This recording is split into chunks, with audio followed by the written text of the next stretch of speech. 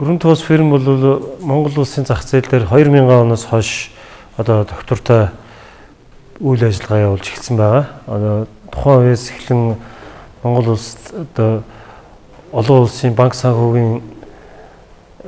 одоо санхүүжилттэйгээр болон хувийн хвшлийн санхүүжилттэйгээр дулаан хангамж, ус хангамж, нийтийн аж ахуй, уул уурхайн одоо томоохон төслөөж хэрэгжих гэсэнтэй холбогдуулан одоо олон улсын одоо салбартаа тэргүүлдэг ийм сайн чанарын брэнд бүтээгдэхүүнийг одоо ашиглах шаардлагын дагуу бол энэ зах зээл дээр орж ирсэн байгаа.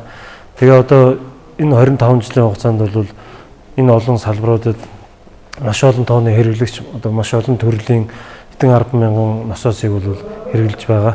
Тийм учраас одоо энэ шаардлагатай уялдан Грунтхоусын хэрэглэгчдэд зориулан одоо Монголын зах зээл дээр засвар үйлчилгээ хариуцсан одоо албан ёсны юм төв одоо түнш зайлшгүй байх шаардлагатай гэдэг шаардлага үүссэний улмаас Монголын зах зээлийг болон Зүүн Азийн одоо Грунтхоусын зах зээлийг хариуцдаг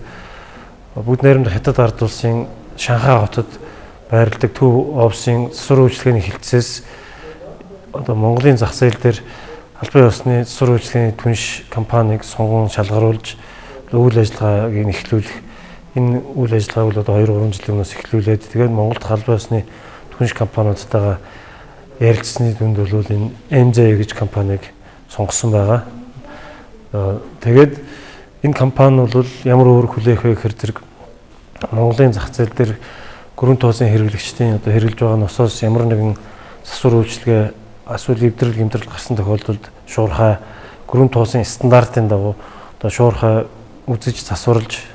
дүгнэлтийг гаргаж мөн одоо өргөн хэрэглээний сэлбэг